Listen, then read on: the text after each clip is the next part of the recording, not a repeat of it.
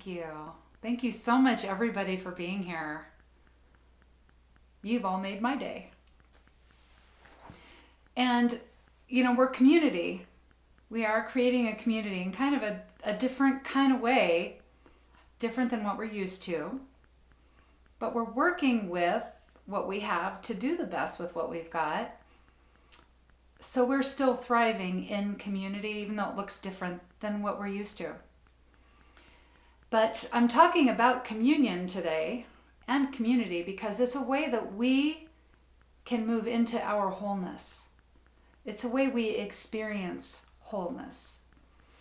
There is a story about this anthropologist, and he was in Africa, and he was working with a small village, and one day he created this great big gift basket full of goodies, just full of all kinds of goodies.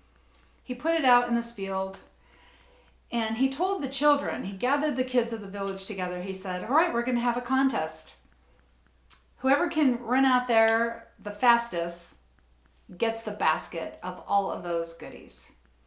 So he did the on your mark, get set, go. And the kids, they all grabbed hands and they ran out there together. So they all won. It was a tie. Well, the anthropologist was kind of like, what? What happened? He asked the kids about this, and one of the children responded, how can one of us be happy if all of the other ones are sad? Desmond Tutu, the South African activist, he calls this Ubuntu. He said, Ubuntu means I am because we are. He says, we believe that a person is a person through other persons, that my humanity is caught up, bound up inextricably with yours. When I dehumanize you, I dehumanize myself. The solitary human being is a contradiction in terms. Therefore, you seek to work for the common good because your humanity comes into its own in community, in belonging. The hunger to belong is at the heart of our nature. We need to belong because the shelter of belonging calms us. That's how we feel wholeness. Like I saw everybody just disappeared. Okay, good. I thought I was off. I thought I went into space or something. I need my community, right? We need our community here. There's actually a force within us that is driving this need to belong. And that force within us driving our need to belong, it's our soul.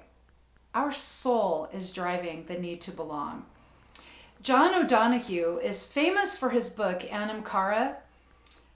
But in his book, Eternal Echoes, he wrote, the deepest nature of the soul is relationship. Consequently, it is your soul that longs to belong. It is also your soul that makes all belonging possible. Imagine this.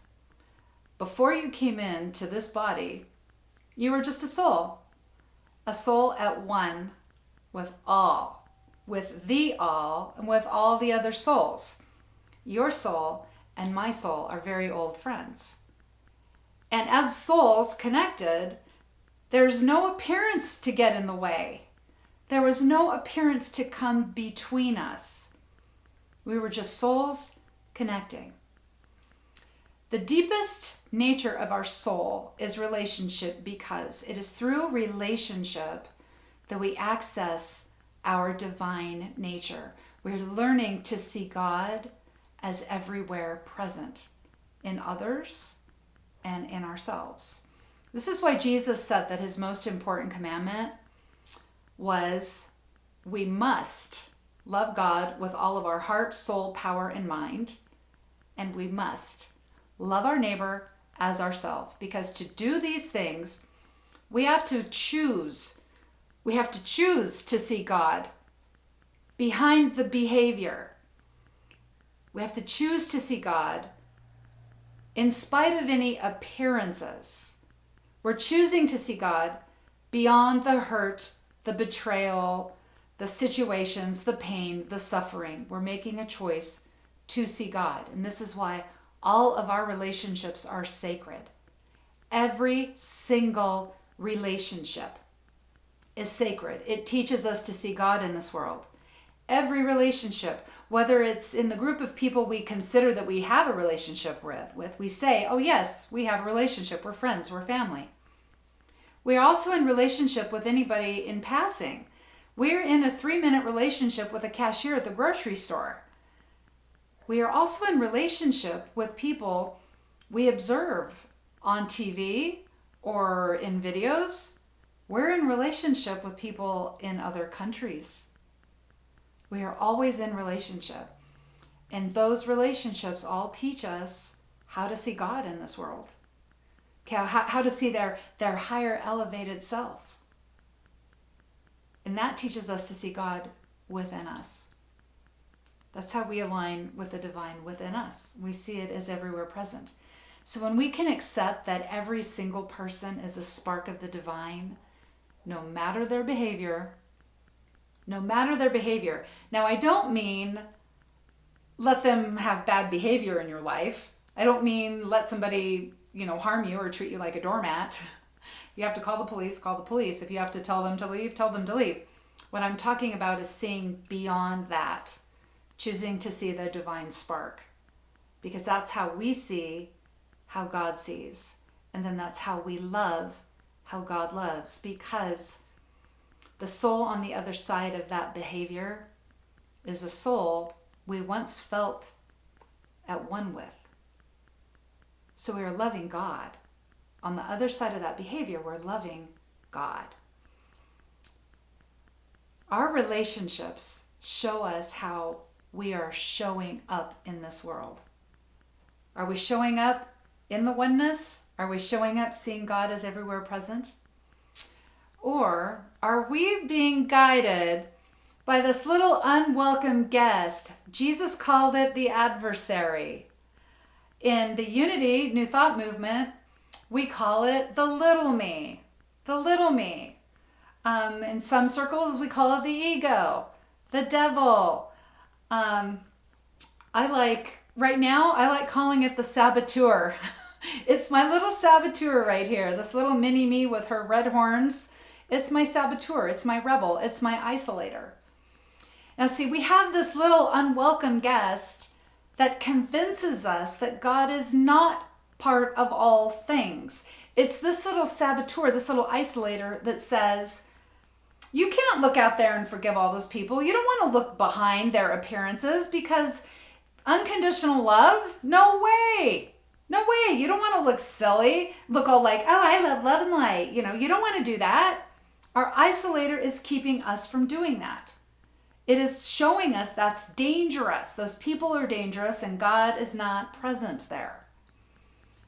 Because the isolator, it just wants to keep us out of sacred relationships. So we do not feel communion with our indwelling spirit. So we don't see spirit in other people. So we can stay judgy. We can stay judgy. That's all it wants, is for us to stay judgy, stay small, stay isolated, be the rebel. I don't need other people. They bore me. I march to my own drum. Nobody understands me. Better to stay aloof than stay alone. Okay, that's what that little adversary is doing. Because when we're judgmental, we put a wall up between ourselves and other people. We put a wall up so we don't experience the communion. Now, I want to just quickly say that back in the day of Charles Fillmore, when he was writing, they defined judgment in two ways. There was judgment, which was being guided by the little me, right? Staying small, stay isolated. Or there was righteous judgment, which is to see as God sees, love as God loves. But nowadays, we tend to just use the term judgment as implying, I'm right, you're wrong, you're different, I have to make you wrong, and you need to feel that you're wrong. Okay, that's what judgment implies nowadays. And so we tend to use the term that way. And we use discernment for just looking at something and deciding, oh, is this in the flow? It's not in the flow. Does it serve me or does it not serve me? Do I like how this tastes or do I not like how this tastes? Will I eat this again? Okay, so discernment is just deciding between two things, but judging is we have to be right, they have to be wrong. All right? Now, Mel Robbins, she's an author I just discovered this year, and she's so much more than just an author, actually. She says judgmental people at their core are deeply wounded. So when we move into a space of being judgmental, we're simply trying to protect ourselves because we're perceiving the world through a wound of not being accepted. Our greatest wounds came when we were young and our tribe rejected us. Somehow our tribe made us feel shame or like we weren't good enough. And so that was our first wound. And judgment then is when we feel like somebody's poking the wound of not accepting us, of making us feel shame again. That's what triggers judgment. We need to defend ourselves. So we put up those walls. When we put up these walls, we have to keep pouring energy into these walls. That energy comes from our vital life force, right? The energy that we should be using to pour into our life and loving our life and communing with that within us.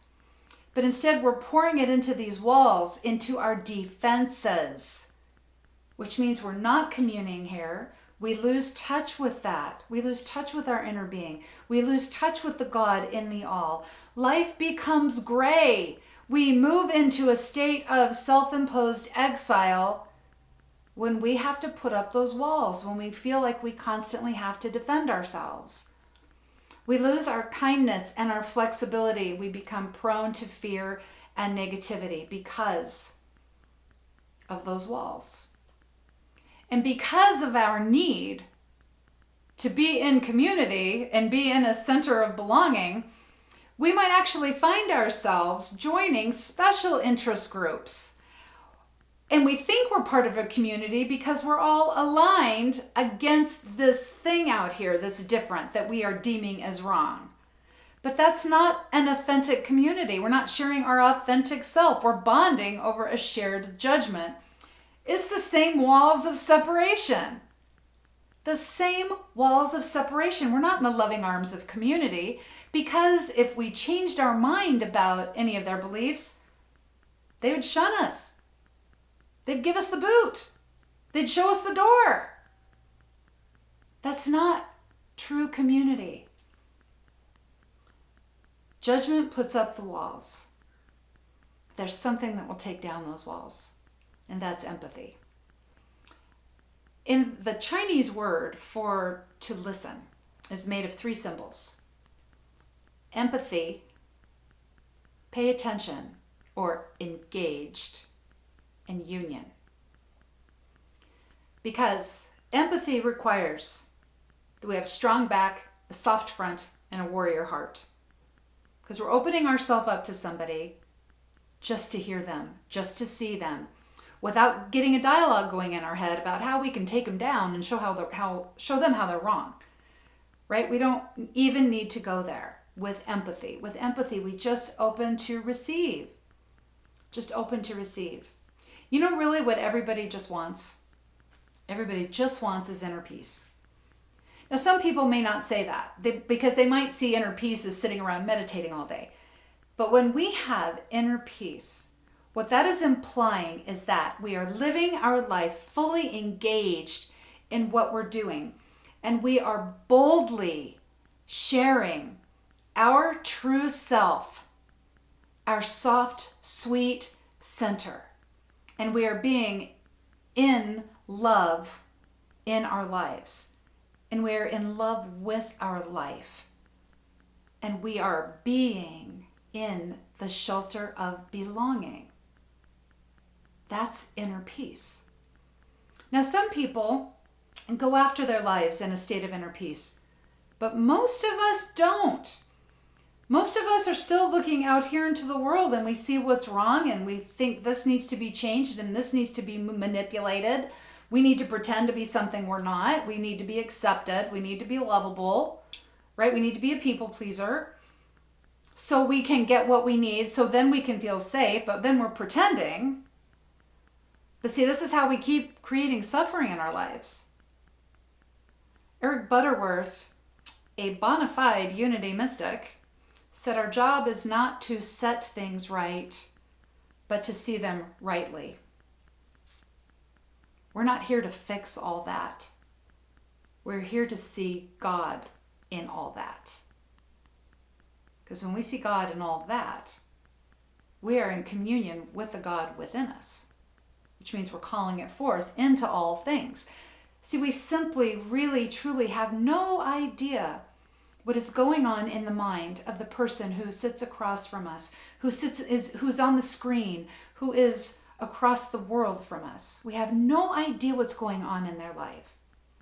Now, most of us, we're well-meaning, we're loving, we're spiritually minded folks. We love to talk about spiritual, divine activity and improving our lives. But all it takes is just the tiny bit of disconnection to move us toward being just a little judgy and then deciding, something in them needs to be fixed so they could be a better human, which would be more agreeable to me in my life.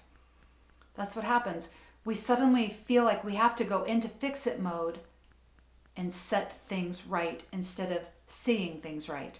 We're trying to set them right, but that's not our job. They are already the activity of spirit in a body. Their inner being has got this. Their soul has got this. So we hold the space for them to allow that. That's how we see things right. When I first got into holistic healing and massage therapy, my first year out of school, I knew everything. Okay, I knew it all.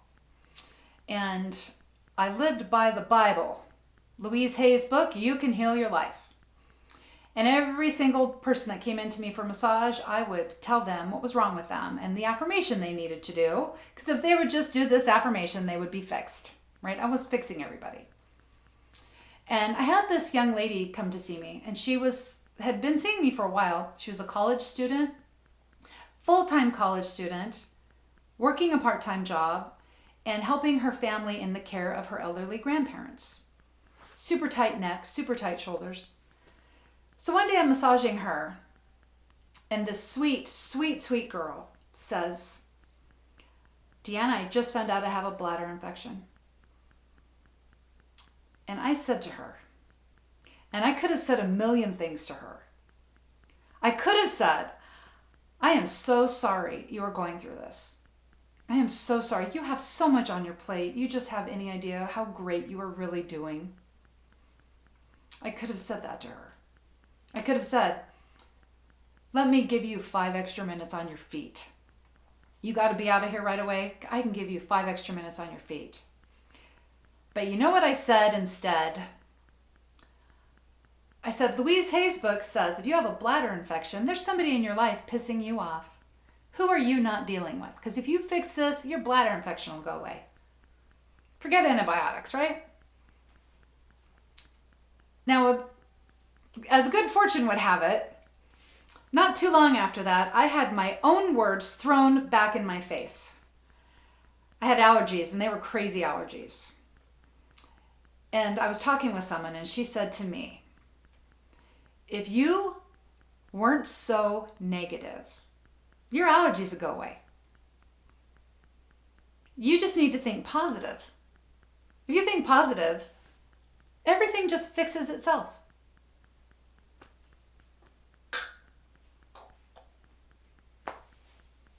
But I learned in that moment that the power of empathy, the power of compassion, and the ability to see the divine in another person would do so much more for them than my judgments. So much more. That was a good lesson. We are here to hold the space for each other. We do not know what is going on in the mind of that person. So we're here to hold the space for them. Their inner being has got this. Their soul has got this. Our souls are very old friends. In the book of Romans, Paul says, "For none of us lives to himself alone." Right? Remember those children. How can one of us be happy if the other ones are sad? We see God in all. We hold the sacred space for somebody else, and that calls forth the divine. And we all go forward together. Jesus said to his disciples in the book of John, he says, "I have always called you my friends. Everything that I have heard from my Father, I have made known to you." He shared everything with them. Even the little secrets that would have given him the advantage. He shared everything with his disciples. That takes trust and authenticity, but he shared that with all of his disciples so they could all go forward together. All of them. By keeping the walls down. Keeping the walls down. If we find ourselves feeling judgy, or if we find ourselves feeling the judgy coming at us, when we can just remember this one thing, they are also a soul and a body. Our souls are very old friends. We remember really what we're all seeking is that feeling of belonging, that oneness again. Because it reminds us of who we are, and we are in communion with the divine within when we see it within the other person. In this shelter of community, we are in the loving arms of friends who see the true self, our true selves. And we survive all the difficulties that come our way and thrive and grow anyway. Like, we just do it because we go forward together. The shelter of belonging offers us that deep communion with the indwelling Spirit. So John O'Donohue said in his book, Eternal Echoes, "Perhaps community is a constellation. Each one of us is a different light in the emerging collective brightness. A constellation of light has greater power of illumination than any single light would have on its own. There is a providence that brought us here and gave us to each other at this time. In and through us, a greater tapestry of creativity is being woven." Even Ram Dass said, "When all is said and done, we are just walking each other home." We are just walking each other home. And that home, the coming home, is being in wholeness and being in communion and seeing God as everywhere present. That puts us in the shelter of belonging. We are walking each other home. Sometimes we carry each other right here by remembering for each other who we are and where we come from and what works through us. And this is how we all go forward together. This is how we create heaven on earth. So until next time, remember, you are the activity of spirit in a body. You are a soul with stamina. You are the activity of God in this world, the heart and the hands and the eyes of God in this world. You are a soul designed for growth and goodness. Your soul designed to do all of this stuff, all of this. In everything you do, you are blessed. And so it is. Amen. Thank you. Thank you.